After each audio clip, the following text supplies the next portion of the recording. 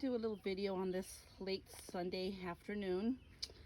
It's been a lazy day for me and the kids. We just kind of laid around and relaxed. The day of Sabbath, we did our church this morning, and now we have done absolutely nothing today. It's the best way sometimes it's been a Sunday. But I'm going to just tell you a little bit about what I feed my chickens. So I do give them protein. Some kind of commotion's going on over there. Let's check it out. Let's see. Always something going on there. So back to our snacks.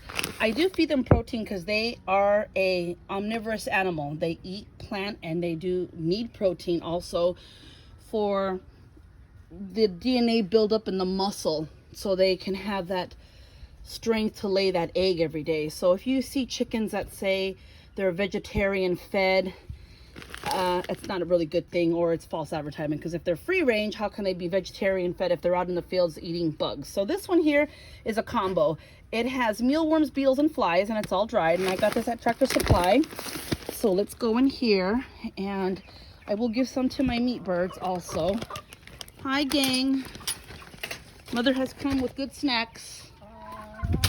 So they usually can see the bag, and there's Buffy. She knows right away what it is. Like, they've actually been able to distinguish the color of the bag is blue, and from the color of the bag they've been able to say, hey, mom has snacks. Let me just pause this. Worms or flies and larvae and all that other stuff that they eat. So I usually just get a cup like this and put it in here. I usually give them one of these a day, and I just throw them and they go crazy for it. They fight for it. Now the little ones obviously are entitled to also the same nutrition because they are growing and they are little and they will lay eggs one day.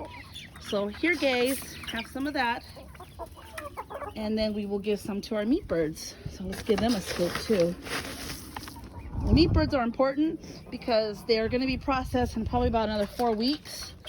So I want them to be nutritious so we can eat them.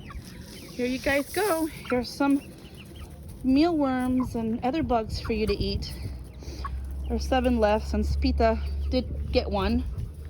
And she actually got a guinea this morning. I came out and saw the guinea feathers. The guineas are flyers. So the guinea probably jumped up on the little house, jumped up here to this iron trellis I have here, and probably jumped over, and the dog found the guinea. So I'm not going to be mad at the dog. If the bird jumps out, hey, every man for himself.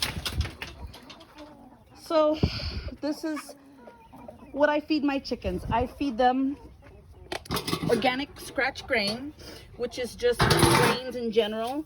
It's got corn and some millet and some barley, all kind of grinded up in there. I give them that. Then I give them Purina Layina organic layer feed, because they do need that layer feed because they do lay, and this is just the layer feed.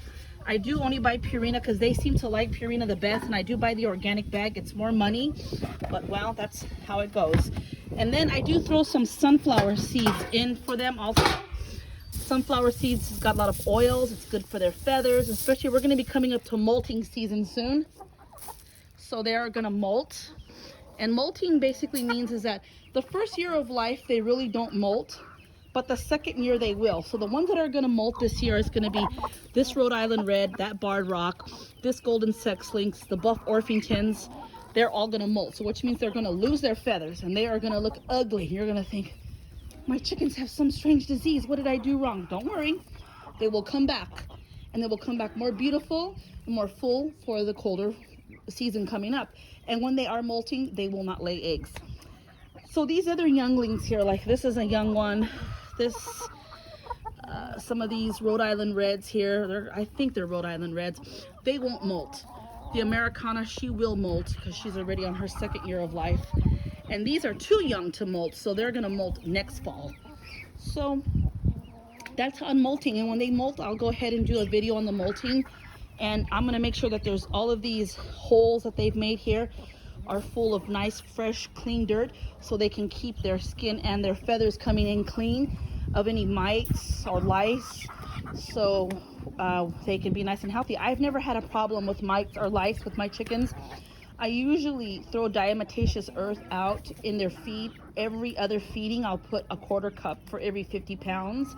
And then I will sprinkle diatomaceous earth now and then in the heavy summer months when there's lots of bugs around in the chicken coop, just to kind of get rid of any bugs the bad bugs like the lice and the mites. But I've never had any kind of infestation of lice or mites. So they're all basically very healthy, and I take the best care of them that I can. And that's going to wrap it up for this Sunday night with our snack and our good night. Everybody have a good week tomorrow.